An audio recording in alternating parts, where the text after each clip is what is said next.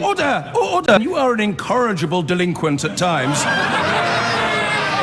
Behave yourself, man!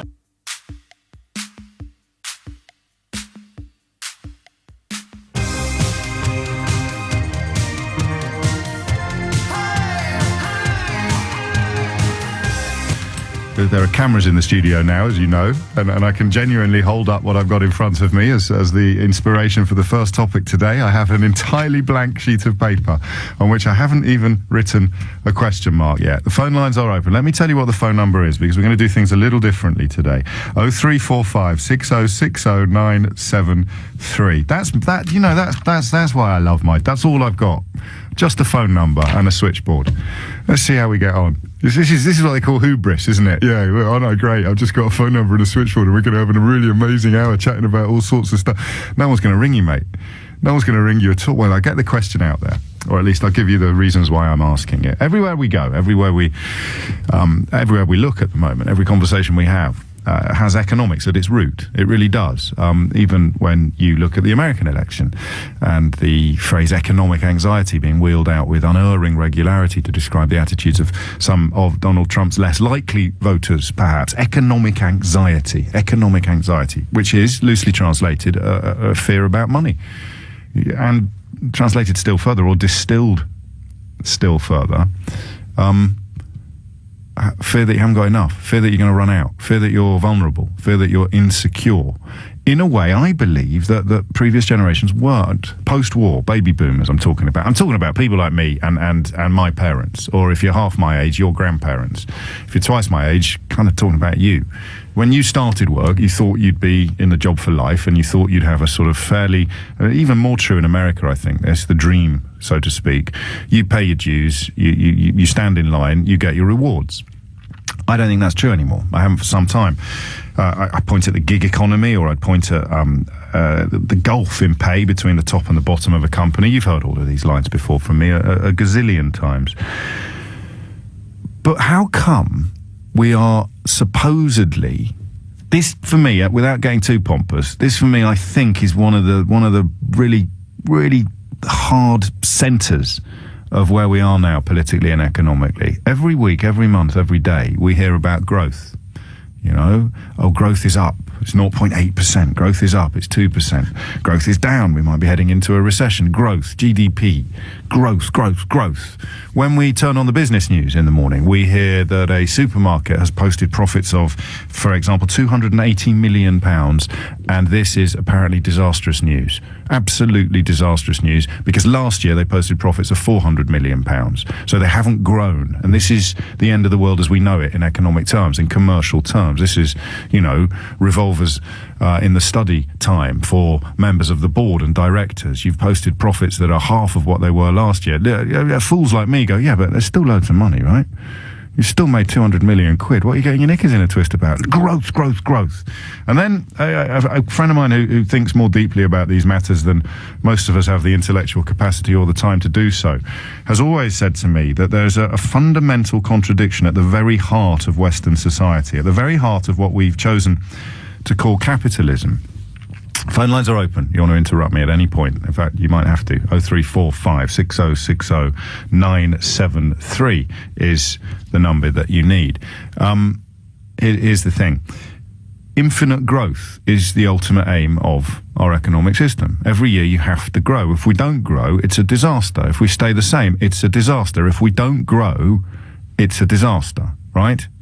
I think this is relevant to everything, not just economics and politics, but immigration and all the other issues that we discuss on a regular basis. Caller to Nick half an hour ago, talking about immigration, saying, why do we have to keep bringing people in? Why do we have to keep bringing people in since 1945, I think she said. I think the answer is infinite growth. You have to keep growing. If you want to keep growing the economy, you have to keep growing a population. The more you grow a population, the more you grow the economy. That's not the conversation we're having today. The conversation we're having today is this.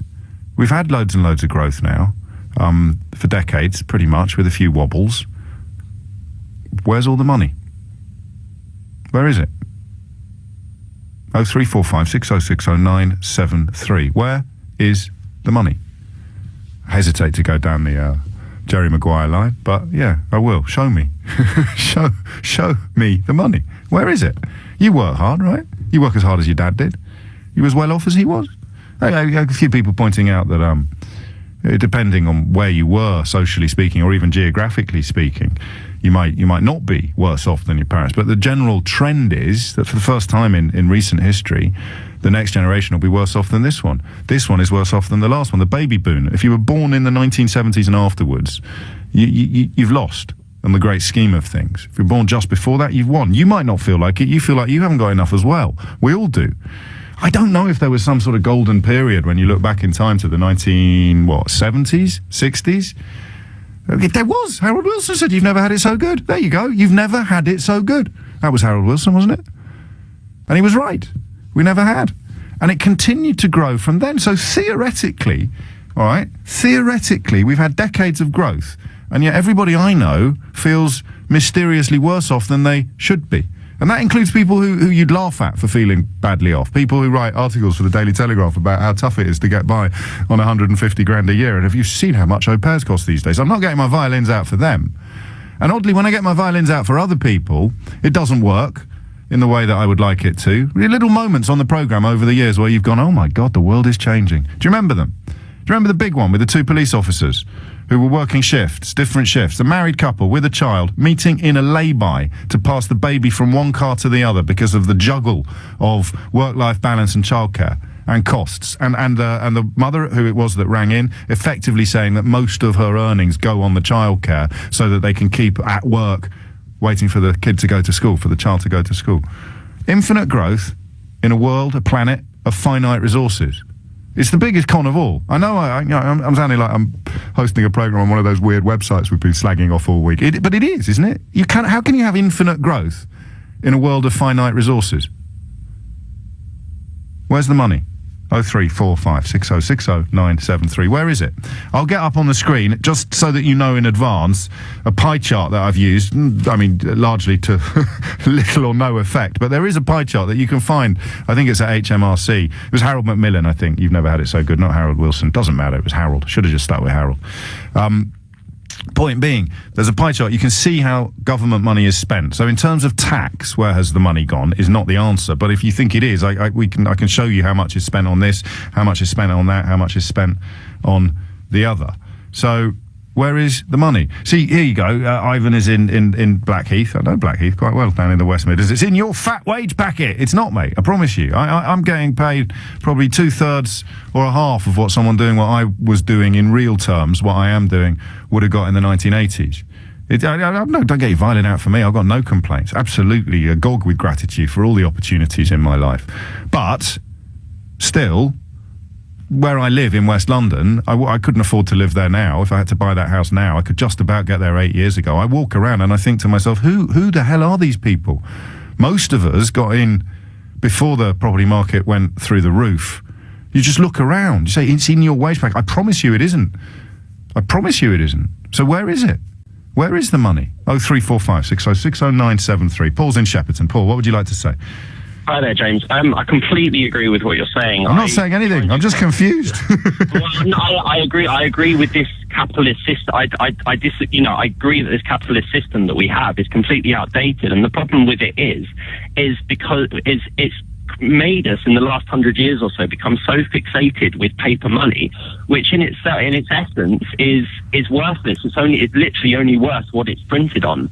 And we've forgotten about the resources that are behind it, and those are finer. And the more people that you have and the more countries that are going to develop into industrialized nations around the world, we're just going to increasingly have these problems. And we think because we have money, we can walk into a shop, we can walk into a supermarket, and we magic what we need, what we basic need in terms of basic necessities, in terms of the energy, the heat we need, the food we need to eat, in terms of keeping a roof over our head. We think we can just solve it with money, and ultimately the less there is going to be of these things, the more the price is going to go up. And this obsession that our government and that our economy has with constant growth, it can't work. Where does it come from? Where does it come from? I don't know. I mean, I think at the point where it started, probably when Britain and when America started to become industrialized, I think it was appropriate, because I don't think we'd reached that kind of maximum capacity of people on this planet. But we're now at 7. That was I don't know how many, probably, I'm not sure, maybe 2 billion, something like that on the planet. Now we're at 7 billion. By 2050, they're suggesting we're going to be at 9 billion. And you've got countries like China and you've got countries like India that are just growing and growing and growing, and we cannot cope with that. And it's all linked. It's linked to the point that prices of everything are going to go up. You mean we can't cope with it under the current system, or we can't cope with it, period?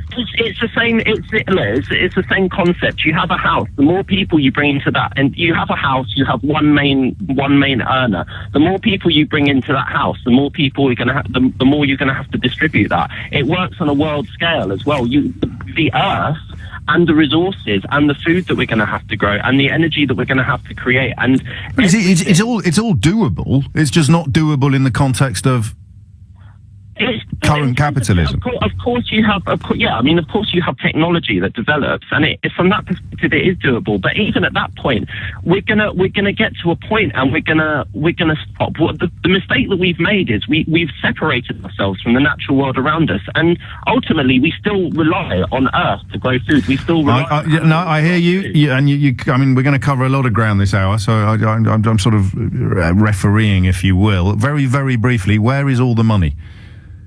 Where is all the money? Yeah. It's on paper, and it's in quantitative easing. And sooner or later, this recession that we had in 2008... Well, what does that mean? Sorry, I'm late for the travel, and you're very, very good, and it's unfair of me to force you to focus in so sharply. But what do you mean? I mean, where is the money? They thought so far. I think with the strength of the pound, they thought so far. The more money they print, the more money we print, because we've got a good financial system. We'll be okay. Yeah, but then I should have more money. Everyone listening is thinking, well, if there's loads more money, why haven't I got more? I know that the proliferation of money, inflation and deflation, and the more there is, the less it's worth. But I'm not going to give you a kicking. I haven't got an answer either. But if you have got an answer, I'll bite your arm off. Where is all the money? Where is it? Seriously. Every conversation we have, every political decision we make is based now upon the idea that there's an unfair distribution of wealth. People like me got it horribly wrong. Pennies dropped for me in the last few days. When I talked about people not having enough money, it sounded like I felt sorry for you. Whereas really, I should have just been angry on your behalf. And that's the point. If I'm angry because of your situation, you'll take my support. If I'm sympathetic and perhaps a little bit patronising, you won't. Needy or greedy. Everybody else lives in between the two. It's 10:16. And one of the oddest questions I've ever asked you, but as you will have discovered if you're trying to get through to the studio, a lot of people queuing up to answer it at the moment. Where is the money? Growth for decades, economic growth for decades, quantitative easing, easy for you to say, printing it like it's going out of fashion. Another one, throw it into the mix. If every country in the world is in debt, where is the money? You know, the American election, they talked about the gazillions of dollars that their deficit involves. In this country, as you know, slightly less, but still in the gazillions of pounds, that we're in debt, the national debt, never mind the deficit. Well, who do we owe it to? I actually know most of the answer to that question, but it still speaks to the narrative. Where is the money? Seriously. David's in Palmer's Green. David, what would you like to say? Hello. I just wanted to say that a lot of it's actually in Asia now. Really? That's not the sort of answer I was expecting, but I really like it. Go on. Traditionally, the gap between Europe and Asia economically has been huge. And in the last 30 years or so, that gap has closed massively, with a lot of companies kind of sending a lot of work out there. Why would you get something manufactured in the UK when you can get it manufactured in China? No, of course, I understand the point that you're making. It's not quite an answer to the question that I'm asking, which is more to do with we are constantly being told that we have growth here. We have gone up by 1%. We have gone up by 2%. Profits are up every single year. Profits have to be higher than last year. And these are sort of British companies reporting to the British people. So where is all that money? Oh, well, that's partly down to, or mostly down to the gap between the rich and the poor growing. The rich have more, the poor have less. So it is just all the money's going upstairs? Upstairs into Asia, yeah. So China and offshore tax havens? Yes, pretty much. That's what Incorrigible FCA has said, and he historically is a guiding hand to me whenever we veer into economic matters. Is there anything you can do to stop it from happening? How have we allowed it to happen on such an unchecked basis? 23 minutes after 10. Just starting a list. I'm making a list. It's seasonal. Simon's in Cannock. Simon, where's all the money, mate? Where's it all gone? Where's all the money, Simon? Hi, James. Great show, mate. Thank you. That also made me laugh about Asia. I wasn't listening to the radio for a second while I had a giggle. There is probably some truth to it, but I think I've been watching some stuff which you'd class as, I suppose, conspiracy-based things recently, just out of interest, very cautiously looking for some truth in there. Yes. And I think there's a worryingly realistic chance that the idea that you can have infinite growth because it's fabricated, because finance these days is just a fictional thing, not backed by any material goods of any sort. So when a country goes to war and it needs that extra funding, that money is essentially just printed, and if you can just keep infinitely making something that's not backed by gold or any material assets, of course it can be infinite. And everyone's in on it. As long as everyone's in on it, you're fine. And if everyone else pulls out, you end up like Zimbabwe.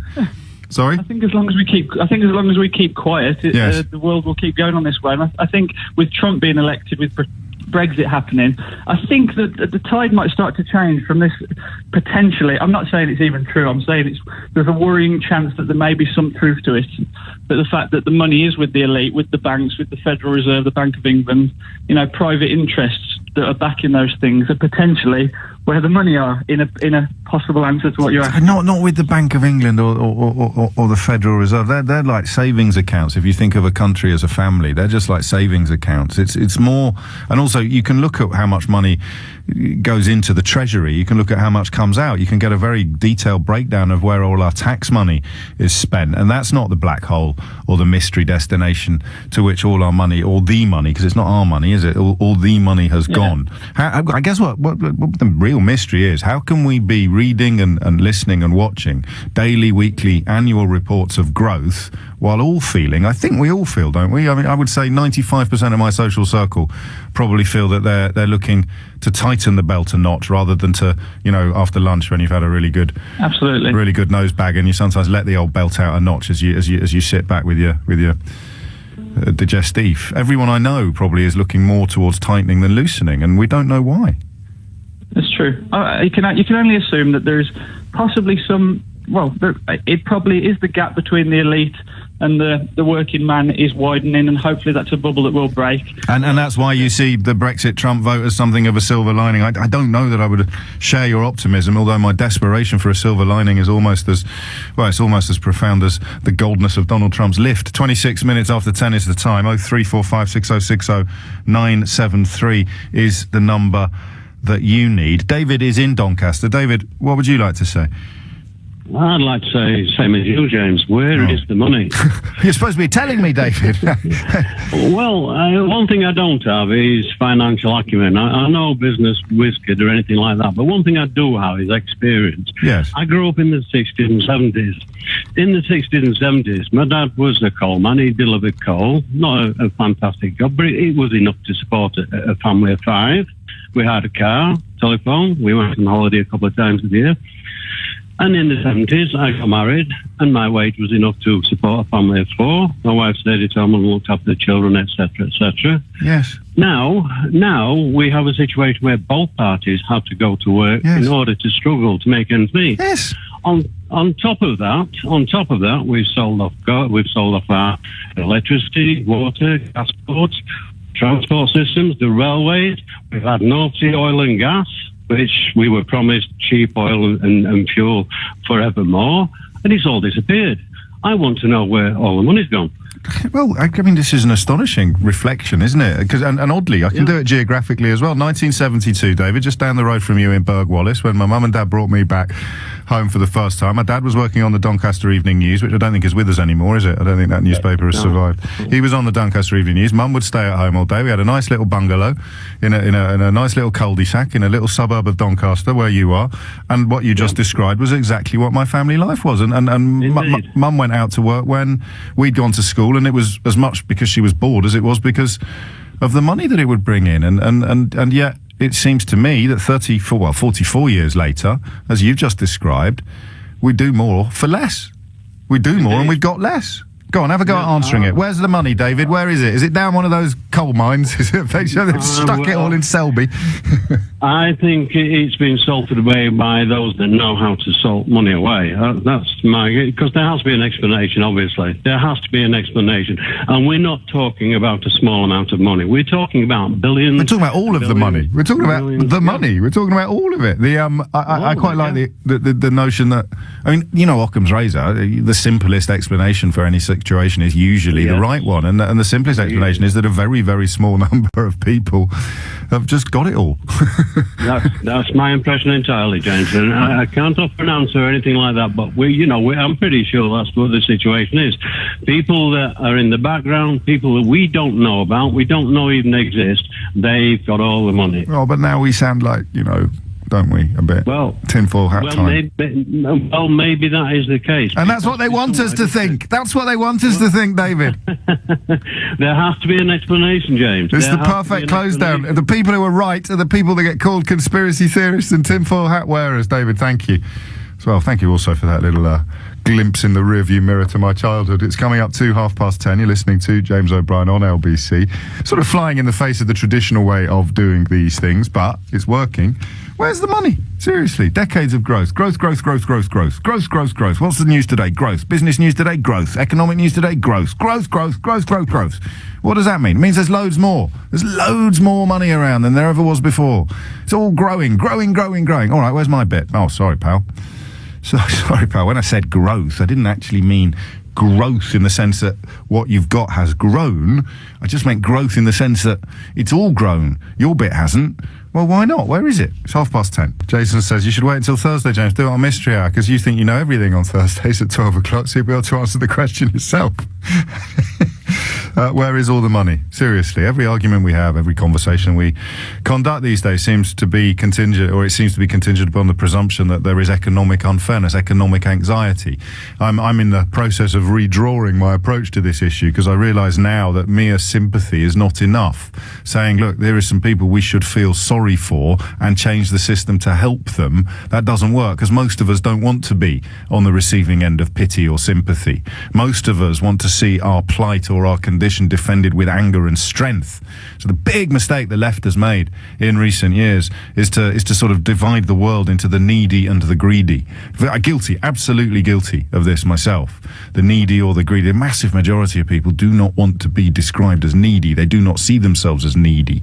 We feel, exploited perhaps, or manipulated, or ignored, or abused, but I don't want to be the bloke who's getting a handout. I don't want to be cap in hand. I don't want no lefty standing up and talking about me as if I'm some sort of casualty of capitalism that needs to be looked after. But you are a casualty of capitalism who needs to be looked after. Yeah, but I don't want to wear the T-shirt, do I? I want to get cross and fight back. I don't just want to sort of say, oh, let's all help each other and hold hands and have a hug. So when you do that, when you move away from the sort of slightly lazy calls for redistribution of wealth into more complicated waters, choppier waters, you're left with these really weird questions like, where's all the money? Where is it? Where's the money? Where's the money gone? 0345 6060 973. David in Doncaster, I thought, put it quite brilliantly. He could have been describing my own background, both geographically and socially speaking. The early 1970s, when I was born, Dad had a job on a local newspaper in Yorkshire, and he could earn enough to buy a house in Doncaster, get on the housing ladder. Mum didn't work until my sister and I were well into our school years. And it was enough. One income, good income, I grant you. I mean, not everybody was a Daily Telegraph journalist, but still, there's all the other incomes as well that also sustain similar lifestyles. And now, to be fair, if you can keep your head above water without two incomes, you're in a tiny minority. Tiny minority. So where is it all? Every single year they tell us we've had economic growth, and we all cheer without really knowing what it is or what it means. Because if it really meant what we think it means, we should all be better off. Where is it? David is in Enfield. David, what would you like to say? Good morning, James. The subject close to my heart, which I've given a great deal of thought to, and I think I've got your answer. Oh, go on. I think globally, it's a global phenomenon. All the money is going upwards to the owners of capital, shareholders, owners of property, landlords, owners of land, etc. Because in the last 20 years, we've seen what I call the development of rapacious or unfettered capitalism, as opposed to the ethical capitalism we had in the past. Yes, which would tally with the way that, for example, the city or the financial world has changed from the sort of slightly sniffy, I'm going to be a little bit simplistic here, from the sort of Mary Poppins school of banking through to the rapacious spivs of the 1980s. It's more than that, James. If you take a company like BHS, for example, Philip Green, that to me is an example of rapacious capitalism, and it's developing more and more. You've got other companies like Sports Direct doing the same. And basically that is where the owners of the company, they monetize the business. They borrow large amounts of money to buy businesses, so that with large amounts of debt, they make good profits, but they strip the profits from the company by paying their wives tax-free dividends in Monaco. They don't invest in the staff. They don't develop the business, the marketing. They run the pension fund to a huge deficit, which we've got to pick up. And then they basically sell the business off for nothing, and it's eventually bankrupted. They suck the marrow out of the bones of the businesses and throw what's left to the British public. Correct. Are you in business yourself? Yeah, I ran a large business, education business for 15 years in Africa. Wow. And I would describe myself as we spoke last year about the shooting of the Blade Runner. Do you remember? Yes, I do. Reva Steenkamp. Oscar Pistorius. Oscar Pistorius. Yes. That was his girlfriend's name. Yeah, but I ran an ethical business, and an ethical business is one where the entrepreneur or the owner considers the business, in my view, to be a partnership between the entrepreneur, who provides the capital, the government that provides basically the services you need to operate your business, your infrastructure, and also supporting your staff with health and education, etc., and your staff.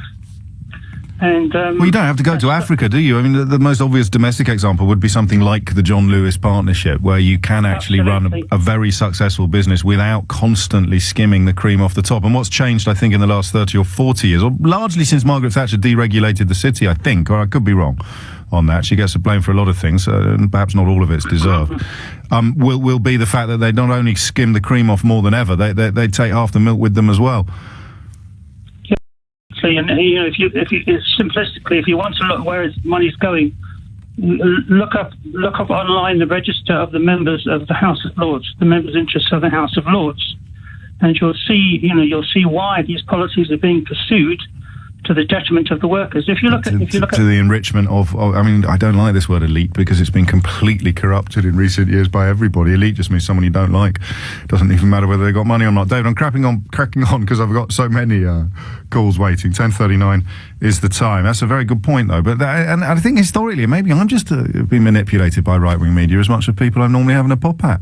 Because I'm sitting here feeling a bit embarrassed. We can't keep saying it's all just going up to the top, can we?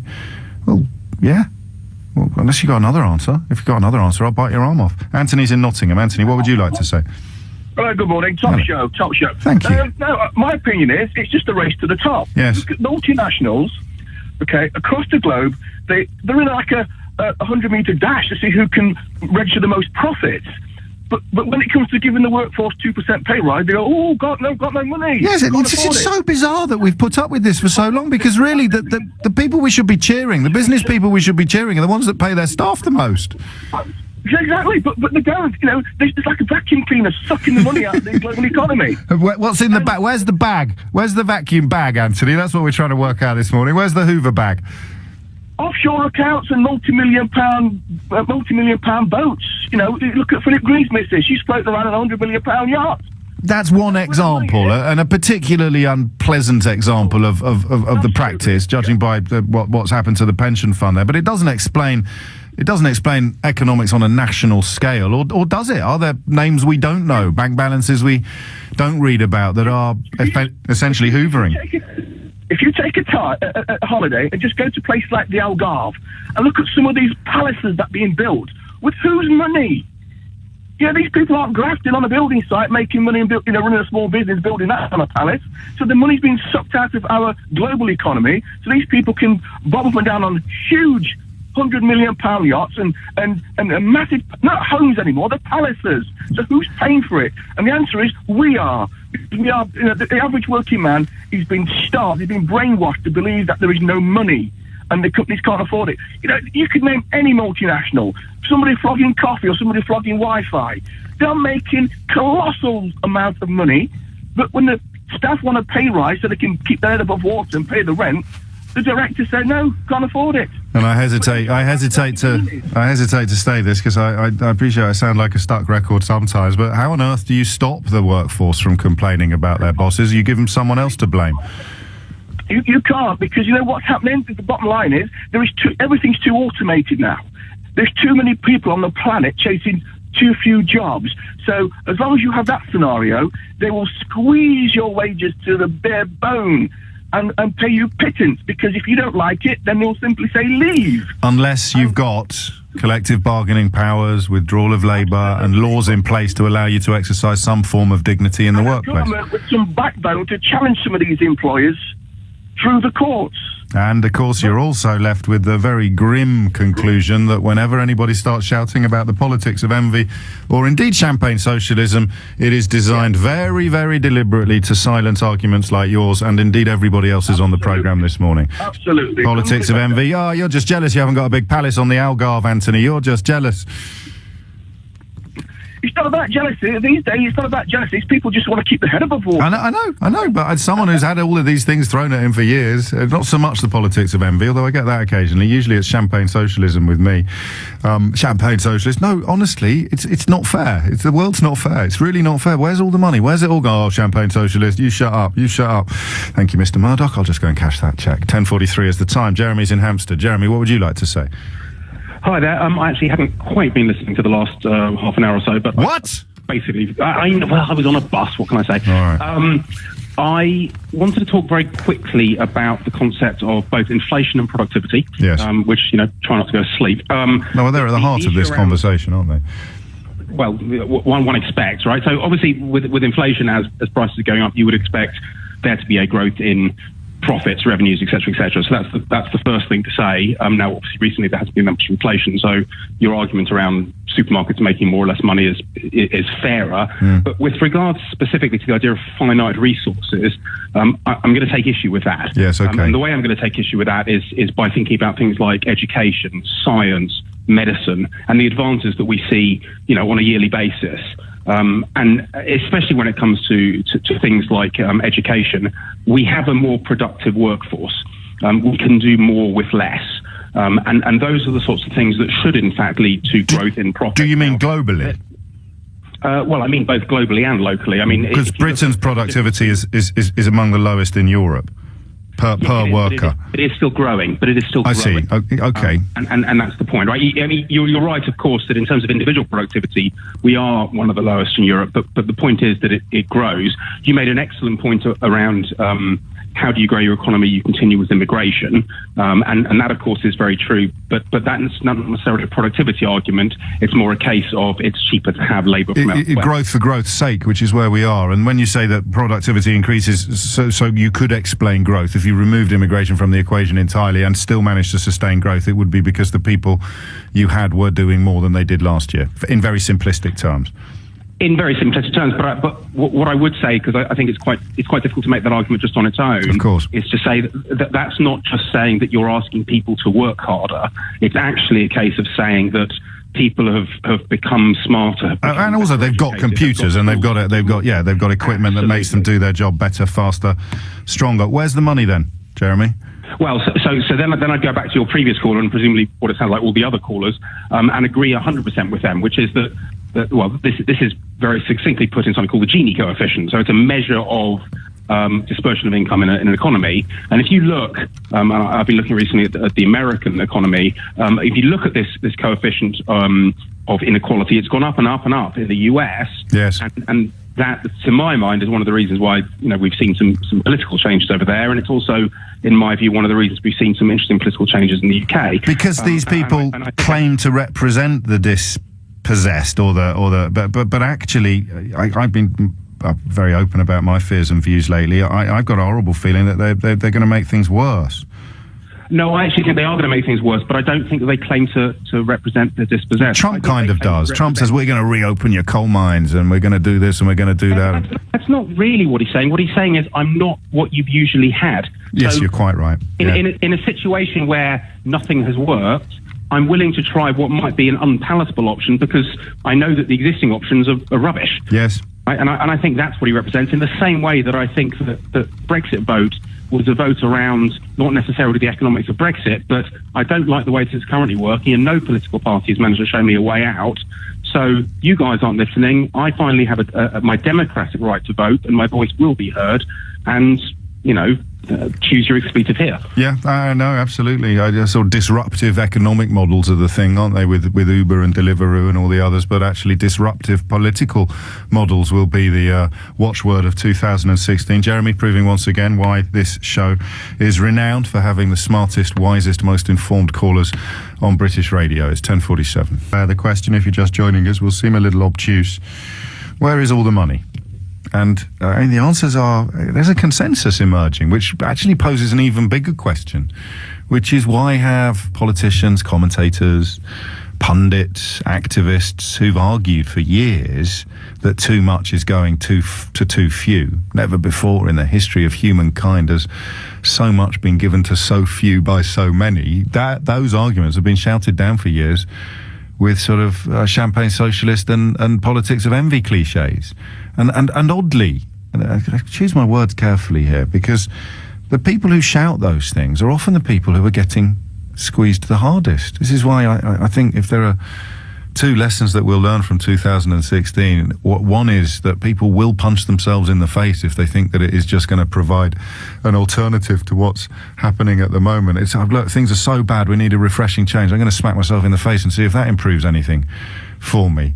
And the second thing is this weird sort of rejigging of representation. The idea that a man who's already, and you can fact check this for me if you want, I'm pretty sure it's true. I fact checked it on the way into work this morning, but only on Twitter, which is possibly a little bit dangerous. I think Donald Trump has already charged the Secret Service in America $1.6 million for the use of his own private jet.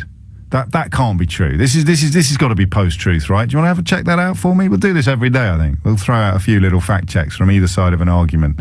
Because I've got someone saying to me, I'll tell you where all the money is, James. It's with Hillary Clinton and all the corrupt corporations that support her. And that's fine. Although my name's James O'Brien, not Dave. Dave O'Brien's got a ring to it. But, yeah, you're right. And that's such a good job. She got beat by a guy with a golden lift who's already reportedly charging the Secret Service millions of dollars for the privilege of using his own private jet. If that's true, I'd say if that's true, that's game over. But it's not, of course. 10:54 is the time. Simon is in Brixton. Simon, what would you like to say? Oh, good morning, James. Well, I have a theory that all the if money is basically made of labour and natural resources, a lot of that money is then going into population growth and landfill sites. If you think about it, all these natural resources and labour turn into money, which is used to make stuff, and every 5 years people throw that stuff away. All this money is disappearing into landfill sites. The money isn't. The money's not disappearing into landfill sites because I'm swapping the money for the stuff that's going into the landfill sites, and the money's ending up with someone. That's a good point. That's very technical, isn't it? I mean, another thing is, if you think money is just a representation of natural resources and labour, I think it is getting destroyed and wasted. Maybe through deflation, it's decreasing in value because the value is going to landfill sites. And secondly, I think there's this thing. Is that part? Stop us that, because I want to absorb this and digest it. That's got to be part of it, hasn't it? Where has all the money gone? Well, how long did your mum's Hoover last, Simon? Do you remember when you were a kid? About 15 years, actually. Yeah, my mum had the same Hoover that we had I was speaking to David in Doncaster earlier, when I first, in Berg Wallace in 1972. She only got rid of that Hoover about 10 years ago. Yeah, whereas my parents' more recent Hoover only lasted about 3 or 4 years. I've been married, how long have I been married? Nearly 17 years, and we've had 4 or 5 Hoovers in that time. 3 or 4 Hoovers in that time. I know that might sound trite and silly, but it's not, is it? Because that's where the money's gone. If I'd only had 1 Hoover, I'd have 3 Hoovers worth of money in my bank account at the moment. Yeah, and I buy second-hand Dysons and then replace the motor when they go. Yeah, all right, well, let's stop this now. I think the conversation's gone off in a slightly different direction. Sure. Another thing, though, I think people don't seem to look at population growth properly. There seems to be this race between population growth and economic growth. You need economic growth when there's population growth. So in London in the 60s, the economy was growing faster than the population growth, so we had lots of immigration, probably the right thing to do at the time. In China, the population growth was higher than economic growth, so they imposed the one-child rule. And, people always talk, where's the money going? We need more and more houses, more and more things and stuff, because the population's going up, and that's where the money's going, to allow people to have more and more children. I think we should have zero economic growth and zero population growth. I think that should be the end goal. Just find a status quo that we can all agree on. I think, unfortunately, that might work on a computer model, but it's not going to work with humankind, because everybody always wants a little bit more, and everybody, or most people, always feel a little bit better about themselves if they can look down on somebody else. So you need movement maybe within that stagnant status quo. But in the absence of economic growth, do people still make money? I think they do, yeah. If you think about a farmer, he's making enough money, he's making food and eats the food, or he stops. So it's Mr. Micawber. You're talking about the economics of Mr. Micawber, aren't you? The £200 a year income, expenditure £200 and 1 shilling, result misery. £200 a year income, expenditure £200, result happiness. You can have a mixed economy without perpetual growth. That's the fact. And throughout history, when there have been economic problems, it's because the population's gone up a bit too much and the economy hasn't. I honestly think, it would work. It'd absolutely work if people stopped having more than 2 children. This is a bit Malthusian, and it has been. But why not? Right, because it's been massively discredited. All Malthusian theory has, and also because the idea that somehow we've reached a saturation point. That's not an explanation for why we're all worse off. It's in many ways it's the opposite. That's why we have growth. Why we don't have more of that money is not because we've got too many children, I don't think, Simon. It's because that bloke over there's got too much. It really is that simple. This is Occam's razor in its purest form. David is in Maida Vale. David, what would you like to say? Hello, good morning, James. Hello, David. I'm just sat here in almost laughter, really, because the last guy just now that went out and the guy before the break, they sound like almost disciples of that bloke you have on in the morning, David Buick, was always preaching about growth, and all this sort of stuff. Growth is good. I'm not up that early, but I think it's a common refrain from the city or from the economic pages of the newspapers that growth is God. Growth is God. There you go. Yeah, they're a bunch of madmen, because the bottom line is what we have is a parasitical, what I call ego class that, pray to their masters, etc. Do we, though? Because I've said it already, maybe I've been conditioned by the right-wing media into being a little bit wary of these sort of conclusions. And then you get the stories like the Philip Green ones coming along, and you can't help wondering about all the similar situations playing out that aren't making the news. Well, the thing is, James, I have strong feelings about Philip Green, because I actually think people just need to chill out and stop talking about Green.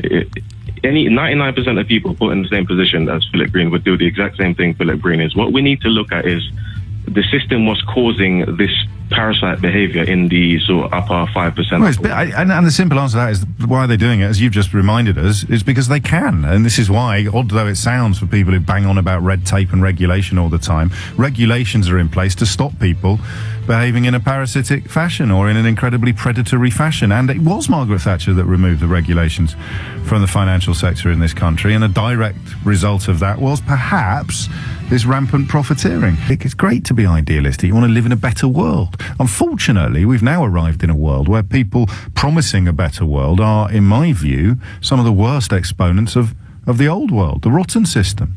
The guy with the golden lift talking about how he's going to save coal miners. I hope he does. I really hope he does. But it's a very odd champion of the poor, isn't it? A man who's made his billions from property deals and gambling, which essentially is the legalised pickpocketing of the poor in many contexts. But where's the money? If it's not where we're saying it is, you tell me where it is. Linus is in Hemel Hempstead. Linus, what would you like to say? Oh, hello, James. First time caller. Very welcome. Fan of yours. Right, some of great analysis you do usually. I'll try to bring up one of mine. Good man. Right, so I'm not some sort of chartered financial analyst, but I am an immigrant. I am involved in construction industry quite heavily, and I had a business, so I do know them 3 points quite well.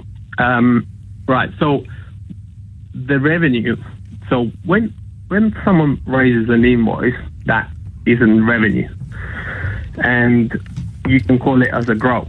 But when you look at the company's balance sheet, every debtor to the creditor is called an asset. So absence of money is an asset in a way. A debt is an asset. Yes. Yeah. So money does not exist, but it is an asset.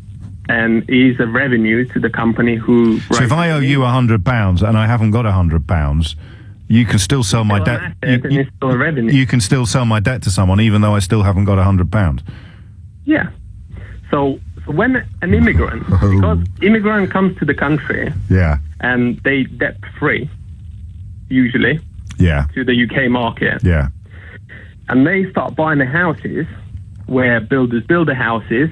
They create revenue by raising invoice to financial institutions. Then the financial institutions get us as debtors, and therefore we becoming debtors for life. But the financial industry, in a way, is growing because and all that. So the more it's not just immigrants, but every adult, every new adult, if you like. Every college leaver, every school leaver is essential. This is why they're bombarding us with credit card offers and bank offers as soon as we get to 18, 19 years old. Yeah, so the more debt you grow, and people saying, oh, so who do we own it to? To really nobody, but it all shows on the balance sheet, and it all shows as an asset, and in the end, it all shows, that people making money, so they, in other words, they just buy out your life, so you become the debtors for life, and they sort of keep that to their balance sheet, and they show that as a growth and as a profit or whatever they want. This is a big part of the answer to where how did we get to where we are, but it's not a part of the answer to where is the money, is it?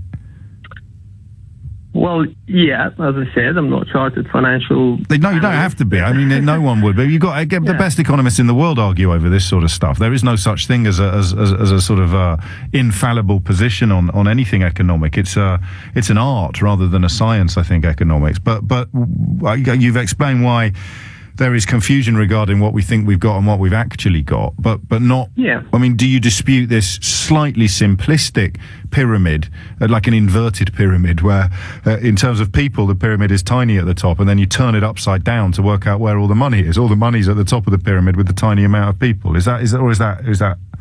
Well, you can call it. It's not really the money. All the debt is with the top of the people, yeah? So somewhere right at the top, there's a debt with them, but then debt, you can't call it a real money. So if the person dies or whatever happens, you can't repay the debt. In the end, that's not money, or so it's an asset which the value is not equivalent to the property you would physically own or the money you would print out. Yeah. So, no, I get that. I get that. And you provided a more complex answer to some of these questions than anybody else has, but I am going to insist that you have another crack at the really easy one. Where is all the money? The actual money, not the virtual money or the non-existent money or the debt-based assets. Where is the money? Where is the money that we should have? There is no money. Show me the money, Linus. Linus, show me the money. No, you converted the question now. You said where the growth come from. Yes, I did. That was the question. So growth actually doesn't come from an increased amount of money in any conventional sense. In a debt, yeah. So not where is the money. There's no money. There's a growth. There's no money. Not like backed up by money. Yeah. And then if you are packaging up the debt and selling it onto someone else, and they package it up slightly differently and sell it onto someone else, that creates growth. But there's no money. Oh yeah. Not just that. My head hurts now. You're awful. You're a terrible, terrible man. This is an appallingly bleak worldview. Everything's built on sand. Yeah, pretty much. Oh well, buy sand. Yeah. Linus. So as soon as you got a new first-time buyer, that's a growth. Which is why you need population growth on a scale that so many people find uncomfortable. Because if they didn't have it, we'd be even worse off than we are already. Potentially, perhaps. I'm still not persuaded by that. Must be. I'd like the guy who suggested, isn't there a way we can find some sort of equilibrium? Linus, you're brilliant. Thank you so much, and for the kind words. Every time we think you come up with something, someone else will have a little pop of it, because that theory about built-in obsolescence, which is something we've done on the programme a few times, is talking about my mum's Hoover. Literally, the Hoover I had when I was a baby Mum was still using up until about 10 years ago. So I'm saying, well, there you go. That's where all the money's gone, because I would have had 3 Hoovers worth of money in my bank account if I'd bought something that didn't have built-in obsolescence. You know I'm not going mad when I just say to you, well, if you're anywhere over 35, how old, yeah, just looking at the people I'm working with today, you never take, I nearly swore then, you never take stuff. You never take stuff in to get fixed, right? You very, very rarely go to the repairers. You've got an Apple, you'll probably take that in to the Apple shop if they can fix it, or if you break your screen, you'll get your screen fixed. But usually you upgrade, you get a new one. Think about a phone, right? Everybody mocks my phone. What's my phone? Is it an iPhone 4? Is it a 4? Yeah, I've got an iPhone 4. Everybody laughs at me, right? Colleagues laugh at me. My own children laugh at me. Everybody laughs at me for having an iPhone 4. And guess what? Do you know what my phone can do? It's amazing. People can ring me anywhere with my phone. Anywhere they can ring me. It's incredible. And guess what? It's not broken. And people laugh at me for having it. So there's something in that. It's not just built-in obsolescence. It's this consumerist frenzy that we're in. But as soon as you start chalking that up as one of the reasons why we're not as well off as we should be, somebody else chimes in with the brilliant observation that, hang on a minute, James, if you hadn't bought 4 Hoovers in the course of your marriage as opposed to the one that your mother had over a similar period of time, what about all the people working in the Hoover factories? What about people working in all the Hoover shops? What about people delivering the Hoovers to your house because you bought it online? What about the people writing the code for the... So, I think it's fair to say that we're unlikely to come up with a 140-character answer that brooks no criticism and that solves every problem in response to the question of where is the money. But I'm not going to stop asking yet. I also want to talk about whether or not that 14-year-old girl should have been permitted by a court to buy, tens of thousands of pounds worth of snake oil. This with regard to her choosing to be frozen so that she could, she believed she could come back later when a cure for her cancer had somehow been discovered. So I don't think a court should actually allow a dead 14-year-old girl to give money to con artists. It's just my view. Maybe I'm misunderstanding things. We'll get onto that this hour as well. The time now is 11:15. So it's just a nice sometimes to have a natter. Where is all the money? Well, why aren't we better off? Harold Macmillan said in the 60s that we'd never had it so good, and most historians would agree he was right. So how come things aren't better now? David in Doncaster is the caller that's resonated most with me on a personal level, because he pretty much described the beginnings of my own life in that part of the world when, Dad had a job, Mum didn't, could afford to get a mortgage, or at least, to rent a nice place, go out to work and have an expectation of some holiday. I know there was poverty around, I know that, but hopefully that would be the nice answer to the question, where is all the money? Well, we've got a lot less poverty than we used to have, so a lot of it has filtered down, to which I would have to respond by reminding you of food banks and payday loan companies and all of that. So what we spend our money on might be part of it. If we could control our spending habits, would we be better off? The obvious answer, if you're just joining us, is it's all gone upstairs. All the money has gone to the 0.01%. And some of those numbers are so frightening that people like me just balk at them. You do the sort of Oxfam breakdown on how much of the wealth in the world is owned by how many, and you end up sort of with, 73 named people being in possession of 70 or 80% of the world's wealth. It's not an exaggeration. It's possibly a simplification. But that's terrifying. And you sort of wonder why we're always arguing with each other. Just get our pitchforks and our cudgels and storm the barricades. But maybe part of the answer is that some of the money has gone where it was most needed, and also that we spend money on stuff we don't need all the time. And you can laugh at my phone as much as you want. Wayne in Basildon's just been in touch. I laughed at you back when you had that god-awful flip phone, and I was still using a flip phone thinking I was Captain Kirk out of Star Trek when everybody else had moved on to touchscreens, because I didn't need it. It was a phone. I didn't need it. But I'm like you. I buy something new. I get a sort of, what is it that you get? Oh, yeah, feeling good. But my business idea involves a shop where men go to buy themselves treats. If I ever get around to it, I'm going to make billions. Serious? I've just given it away now. My top secret. Oh, great. So it'd be like a cross between a Jermyn Street suit shop and a high-end sweet shop. It would just be where you go to buy a bloke's treat. bloketreats.com. It'd be already online, but I don't want to go online. I want to go into a shop and pick stuff up and try it on and smell it and taste it and buy myself stuff. Because sometimes when you buy something, especially if it's really expensive, it makes you feel good, right? Even if you can't afford it, it makes you feel good. Why is that? What have you got there? I've got a new watch. How much did that cost? Oh, it was $2,000, James. You've got a $2,000 watch on your wrist? Yeah. Yeah, I got it on, I put it on the credit card. How do you feel when you wear it? I feel like a high roller. I feel like a player. I feel good. Yeah, but you borrowed the money. Yeah, but I still feel good. Cars. How many of us drive around in a car that we haven't paid for yet? Because it just makes us feel good as we make our way up and down the road. So, listen, I'm conscious of not making it too easy and saying blame it all on the blokes at the top, blame it all on the billionaire tax avoiders, blame it all on the yacht owners. Actually, part of it is our fault. The reason why they're getting rich is because they're taking a piece of the action every single time we go out and buy something we can't afford with money that we've borrowed. And of course, the richer they are, the more likely they are to be getting a piece of the action on the interest that we pay back on the money that we've borrowed to buy the thing we don't need, which we bought to make us feel rich, which we're desperate to feel because we're not. Because I'll tell you one thing about proper rich people. Tight as a gnat's chuff, the lot of them. Seriously, proper old rich people. Not old as in age, but old as in old money. These are the guys with the patches on their jacket because they actually have holes underneath, not because it's a hipster fashion. These are the guys who still know how to darn, or at least their staff do.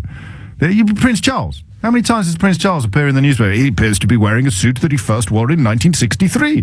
The Queen's had the buttons moved on a frock. Why do you think they do that? Because they don't...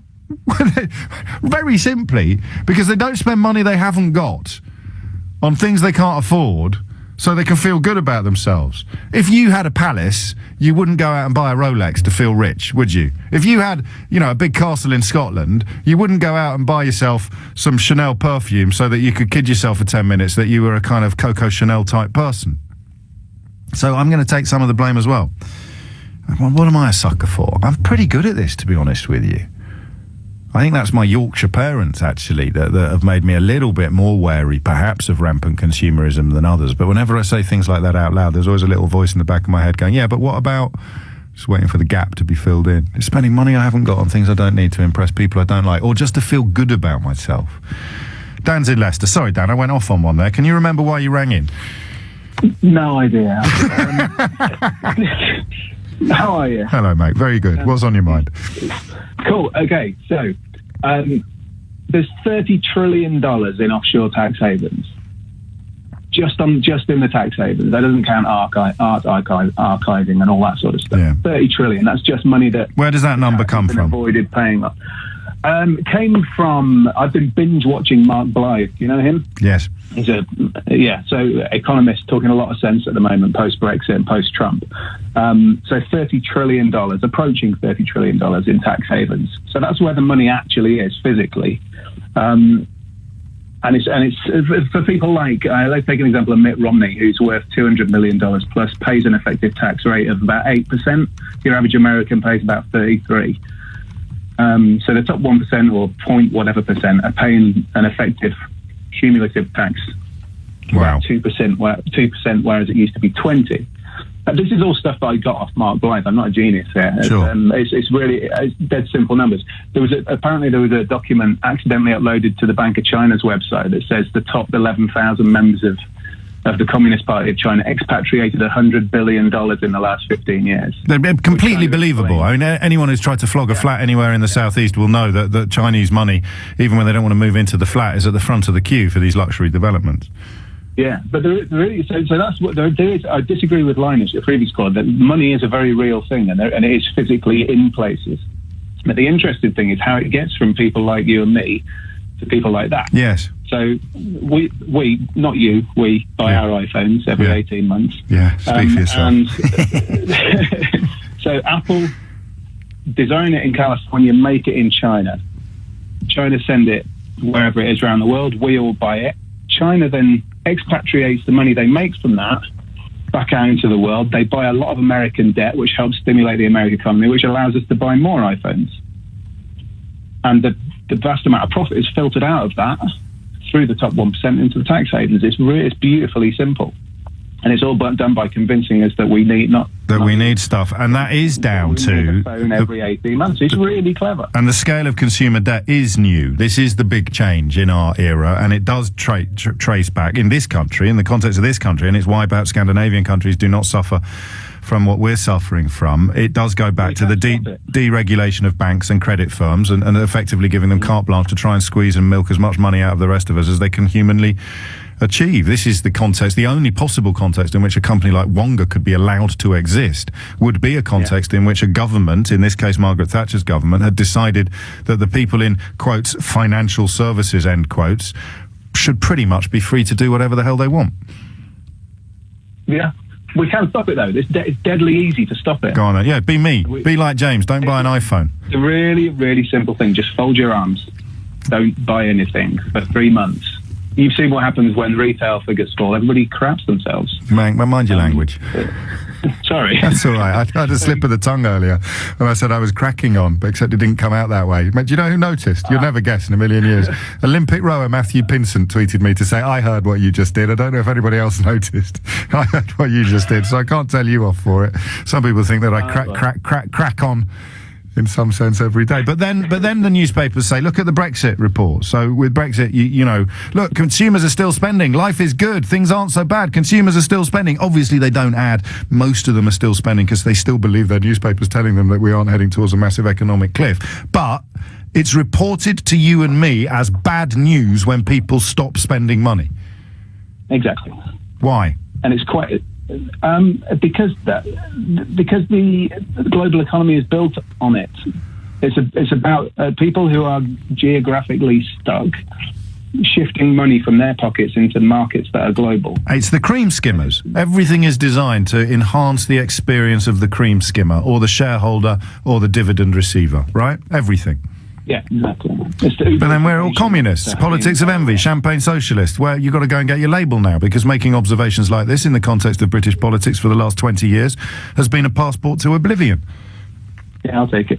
I'll take it too. And maybe this is why some people see Jeremy Corbyn as a brave new hope, because he does at least seem to reject the system that has been so well described by all of my callers. I'm in a bit of a difficult situation here. I'm loving this. You can tell by my bouncy demeanour.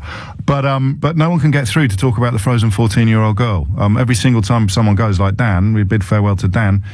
There you go. There's another one. Dean Imalo's just nicked that phone line. So we'll see how it goes. We may sort of shake up the Etch-a-Sketch at 11 o'clock, at 12 o'clock and start again from scratch on something else. But I'm staying with this for the time being because, well, you want me to. There's a couple of stories that mark how mad we've allowed things to become at the moment. Just digressing briefly.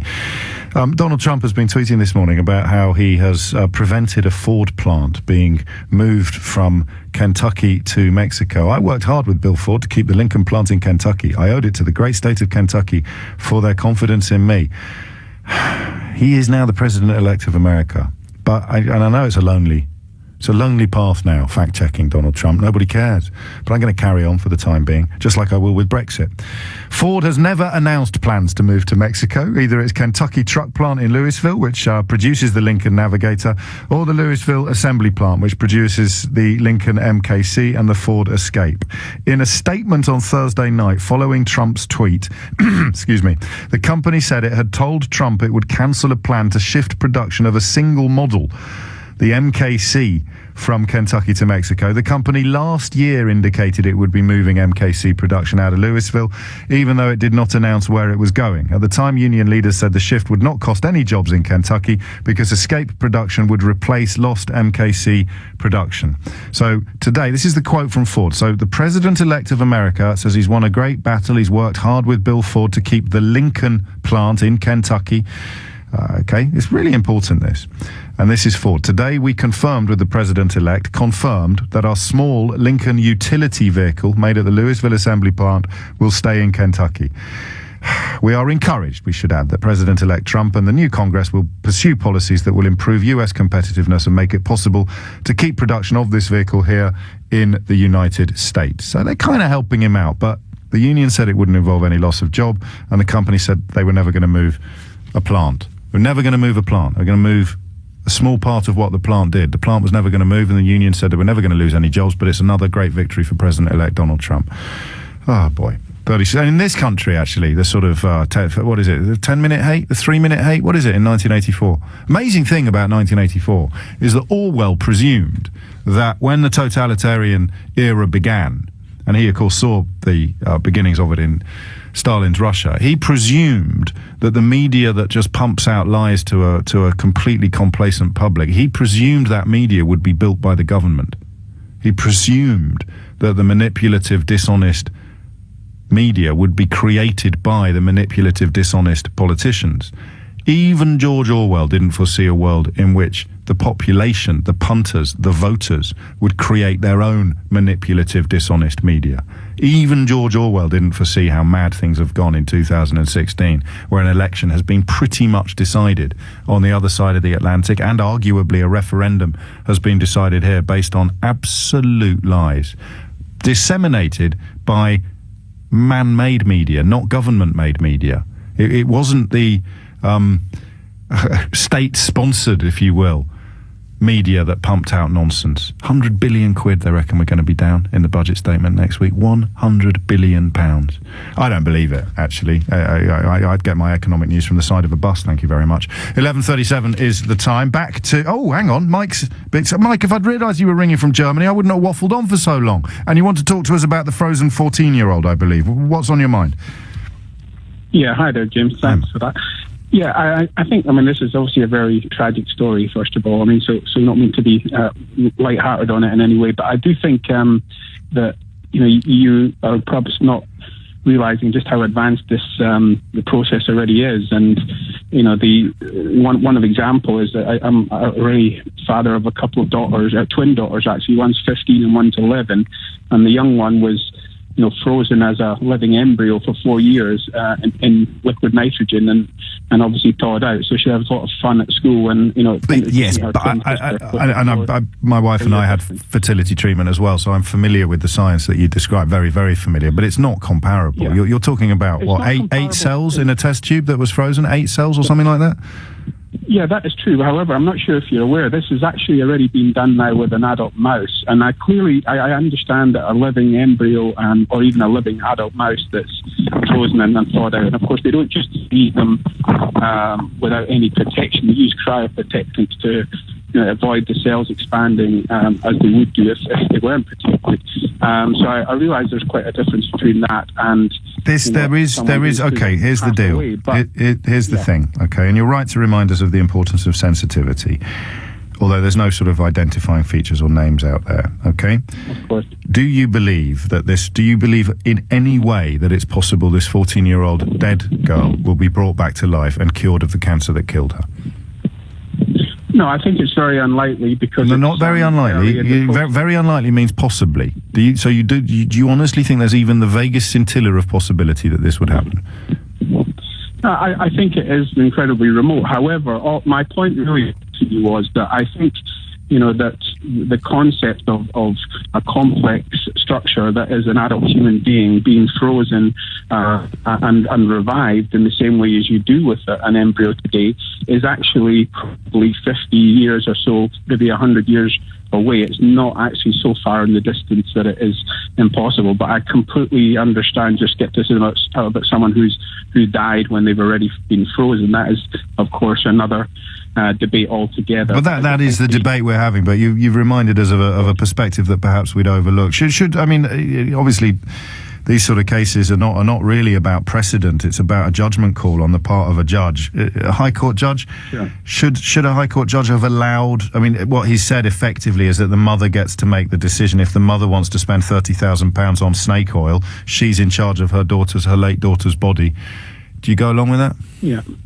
Well, I can really only sort of focus on the thought that if it gave the young lady some comfort in her final days, then maybe that's something that was a battle worth fighting. So, but I do understand how sensitive an issue it is, and there's definitely no black and white answer on it, I think. But as I say, no, and I understand why you've made the call that you've made. Whereabouts is Kassel in Germany, Mike? Yeah, it's quite central, so maybe about just an hour north of Frankfurt. And what are your German friends and colleagues making of our political travails at the moment? What does the average German think of Brexit? Yeah, well, it's quite interesting because I have a lot of German colleagues, and I was quite online. I was quite vocal about my belief that we should leave. So I must admit, I'm in amongst a lot of people who think I'm not right on that one. But a lot of people I've been able to educate on some of the reasons why. And you and I definitely wouldn't agree on this subject. I'm sure of that. But Not so much about you and I, but about the average German thinking about our country rather than you. Do they think? Do they get it? Do they understand why? Do people understand why you wanted to leave? Well, probably 80% don't, and then there's 20% who would upfront admit that they see the European Union as a huge money-making enterprise for their country, and are absolutely surprised that it's taken so long for a major other country to sort of waken up to that. And so, you've got some people who are prepared to be very balanced, and some people take it as a personal insult from us to them. So it's pretty much split. But down the line, most people are thinking we've made a big mistake. May you live in interesting times. That's what they say when they want to curse you in China. It's 11:42. Dean is in Marlow. Dean, what's going on? Take me back to the money, Dean. What's going on? Where is it all? How much of it have you got? Plenty. James, we spoke at the end of August. I trade Bitcoin. We spoke about veganism. And if you'd have bought Bitcoin as of today's price and just sat on it and done nothing, you would have made £120. Well, how much would I have had to spend? But one Bitcoin back then would have been roughly about £470, and you can buy fractions of. So I'd have made a 20% profit. Easily. Yeah, I've done that on dollars post Brexit. Yeah, but what's happening is James, system prices. My ISA is going through the roof at the moment. Yeah, but it's increasing Bitcoin because of the issues that are going on. Because people see it as a safe haven, like they used to see gold. My problem with Bitcoin, and I don't want to get bogged down in the technicalities because I don't know enough to have a proper conversation. But all of the arguments we're hearing about the problems with the current economic system, Bitcoin doesn't seem to me to provide a solution to. So it's not really money. It's all based on trust. It's debt and promise and this. I mean, Bitcoin is completely without. It's all based on agreement, isn't it? It's not like gold or traditional assets. It's just an algorithm on the internet that someone says is worth X pounds. Yeah, but within the next 2 years, James, Bitcoin's going to be worth more value than gold and silver put together. This isn't. Well, I guess what I'm politely trying to say to you is this isn't a contribution to a conversation asking where has all the money gone. Well, the money's gone into cryptocurrencies. I mean, like with China, you raise the issue with China. There are server farms in China where Chinese businessmen are multimillionaires are investing their money into Bitcoin using Bitcoin mining machines, which are effectively, servers, and that's how they're getting their money out of the country. Okay, that's what I mean. I'll just take your word for it. It sounds a bit mad to me, but that doesn't mean it's not true, Dean. Well, if there's restrictions on taking wealth out of the country, which there is in China, and obviously it's under government control, what these people are doing, these rich businessmen, is they're liquidizing their assets. They're liquidizing their assets into So basically, what they're doing is. No, I meant it when I said I don't want to have this conversation. I'm just trying to sort of politely end it because I don't want to sort of call you a liar or anything like that. You're not. I'm not suggesting that for a minute. But there's no earthly way yet. It may be true a few decades down the line, but there's no earthly way that the economic model that the planet is currently following is actually being dwarfed by Bitcoin, and only Dean in Marlow has noticed. No, it's happening, James. I know it is. Gradually, over a period of time, is that people are going to put their money into cryptocurrencies and realise that fiat currencies controlled by governments are. So who controls cryptocurrencies then? No, the market. Because I can vote for governments. I can vote them in and out. What you mean? You mean two wolves decide what sheep they're going to have for dinner? I can be a wolf. I can be a wolf myself. That's the thing about representative democracies. The markets decide everything. The markets are precisely the reason why we are asking today, where is all the money? But hey, if you turn out to be right, throw me a few quid when you see me under Charing Cross Bridge, or down. I'll be sitting outside in Marlow. What's in Marlow? The Hand and Flowers. You'll be having your dinner in the Hand of Flowers, one of the finest eating establishments I've ever had the privilege to grace. And when you come out of the Hand of Flowers, Dean, I'll be there with my little big issue. Can I interest you in a big issue? It's 11:46. Something's got a bit wrong with the phones. I literally can't stop them ringing today, and all we're asking is where is all the money? It's quite interesting, that, isn't it? So we'll crack on, and I need to remind you, of course, that for many people, starting their own business was one of the most rewarding and challenging things they have ever done. Perhaps you're thinking about starting your own business. Well, right now at lbc.co.uk, you can see an interview with John Wright from Innocent Drinks, where he shares the secrets to his success. It's all thanks to the Lloyds Bank Business Current Account, which has time-saving tools and tips that can help your business. Get over to lbc.co.uk for that. Also, I keep telling you this, but I only tell you on Thursdays. Go and look at the Mystery Hour archive, because today was one of those days where it really came into its own. If you've got kids at primary school, they've had perhaps today what's called a Mufti Day, am I right, in respect of children in need, so they can go to school in what we, showing my age for the zillionth time this week, what we used to call home clothes. They now call a Mufti Day. And if you Google Mufti, like what is Mufti, why is it called a Mufti Day, the way Google's algorithms work, don't ask me to explain, one of the top answers will be a reference to the Mystery Hour archive on the LBC website. So it's worth reading, just as a sort of general reference point. Don't bother emailing me, though, if you find a mistake. Seriously, I'll give you the email address of my colleague who you need to email about things like that later in the programme. I probably won't, but he will now spend the next hour and 10 minutes while worrying that I'm going to give out his personal email address on air. Won't you, Adrian? It's 11:52. Back to the phones. Jason is in Bromley. Jason, where's all the money? Hi, James. Well, just touching on the point before I answer that question, talking about the Federal Reserve in the USA, the Federal Reserve is actually a bunch of private banks that lend money to the USA government with interest. So, you know, I'll let the listeners think about the implications of that. Going back to the UK economy, banking is set on a system called fractional reserve banking, which means when the banks have money, they only have to actually hold 10% of the physical money in order to be able to lend out. Yes. So if someone deposits £1 million, they can actually lend out £10 million. This is why they live in constant fear of a run on a bank. And to go back to Mary Poppins, that's why a run on a bank can happen, because they won't have the money to meet all of the withdrawals of all of their depositors. Yeah, exactly. And what one of your callers said earlier, I think when you corrected him about where the money's gone, there's very little physical money left anymore. All our money is digital, and it's all based on debt. The reason why people have less money or a perceived less value of money is because the amount of digital money is being created in the system constantly is devaluing the currency. You know, if a normal person made a money-making machine in their bedroom and printed off money, I mean, we'd be arrested for it. Yes. So the banks can go out and print money and create digital money in our system, devaluing the strength of our currency without any implications at all. You know, I think it's disgusting. Well, it's always been like that, though. Fractional reserve banking is as old as the banks themselves. Yeah, it is. But and yet, what we're trying to discuss or define is what's changed in our lifetimes. That what feels like it's changed in our lifetimes. Maybe all generations feel like this, but you heard David up in Doncaster just simply describing how a degree of economic security was not beyond the dreams of man in the 1970s or indeed the 1980s, whereas now for most people, proper economic security, largely because of the removal of job security, is beyond our reach. And that's not because of the banking system. Is it? Or is it? I don't know. I mean, the way I see it, I mean, the money rules our lives. So if everything we do is based on a debt system, I mean, mortgages, for example, if you think about how much you pay off on your mortgage when you take out the mortgage, 2.5 times the value of the property. Yeah. If you compare that to what your monthly salary is, you're probably working for 1/3 of your half of your wage, if you know how I'm mathematically calculating that. Yes, of course. Yeah, I mean everything in our system. I think the way it's kind of saying is a sink or swim.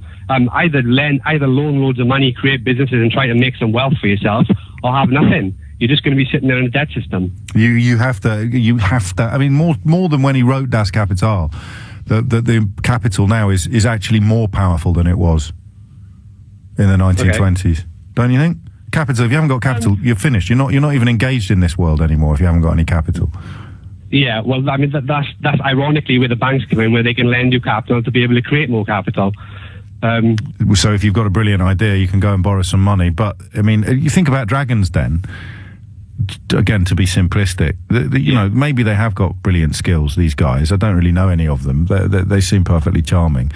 But they say, well, I'll give you £50,000 for half your business. And that means that if the business goes really well, then a few years down the line, that £50,000 could be worth millions, and they haven't actually done anything except have £50,000 to invest at the beginning. Yeah, I think all the dragons, if you read the autobiographies, have got a certain level of success in them, obviously, to get where they are now. But I think when you talk about the normal person who doesn't seek to have a business, just seek to have a job, have a good life, be around their family in the evenings. Those types of people are the people that are being punished because of the system that's in place. Not everybody wants to be an entrepreneur. Not everybody has the capability to be. Not everybody wants to go out and spend 60, 70 hours a week trying to create something for themselves. Some people just want a normal life, and I don't think that's not possible in the system that we live in. And I think that it's been mentioned on your show earlier on. The capitalist system is out of date. And when we have the technology, the way things are made, the way things are done, to be working on a much smarter level than what we are now. You're either the punisher or being punished, I think.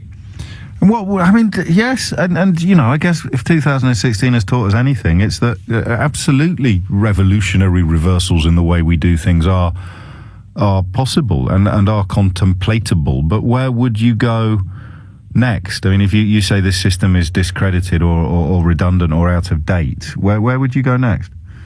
I don't really know. I mean, I guess the whole utopia system is the way that people see life, But I think that there's always people in power in governments that want to be in more control than other governments, where the majority of the normal working people just want to live in peace. Switching back to sort of the financial, the federal... Do they, though? Do they want to live in peace, or do they want to have so many of the new bells and whistles that actually peace has become unattainable because they can never be peaceful because they'll always be hungry for more? And this would be consumerism, which again is a late 20th century, when we moved from wanting enough to having enough, to wanting more, to wanting the impossible. That, for me, would be the history of the West over the last 100 years. I don't know. I disagree. I think there's a lot of people out there in the world who just want to sort of contribute to society to a certain level of their day and just spend the rest of their day with their family. As long as you've got, an income which can provide good food on the table, good clothing, obviously to keep you warm, not from a fashion sense of view. Yes, of course. Just to enjoy your life. I mean, we're getting to a point now where the value of our currency in our hand is so small that people are working 40, 50 hours a week, and then after all their costs are taken out, they've got £200 or £300 left to live on. So it doesn't matter whether or not they've got an HP deal for a fancy car. You're actually looking at a situation where there is barely enough. It's the old sort of what's slightly better than having your head above water. Don't say having your shoulders above water. I want that figure of speech to describe what you're describing as. Look, I don't want to be a billionaire. I don't want to live in a blooming mansion. I just want to know that I'm going to be all right. If I carry on keeping my side of the bargain, society will keep its side of the bargain. And at the moment, society isn't, is it? No, I think obviously you can tell from my accent that I'm originally from Wales. In Wales, a salary of £40,000 or £50,000 a year is a luxury. You can live like a king because the cost of things there are still so small. You're still talking 70s and 80s prices on some things. Maybe a slight exaggeration, but more or less. No, but and the trade-off is it's almost impossible to get a job that pays that sort of money down there, precisely because of the economic circumstances that you've described. Yeah, you'd have to have one of those sales rep jobs where you're actually all across the country. And then if you take the perception of somebody in Wales who hears about a politician or a high level or mid-level executive maybe earning six figures, and those millionaires, they earn so much money. But I know personally from living in London that £100,000 is actually not that much in London. No, and then these are the divisions that worry me actually. Not so much the socio-economic or the class divisions, or even the disagreements about things like immigration.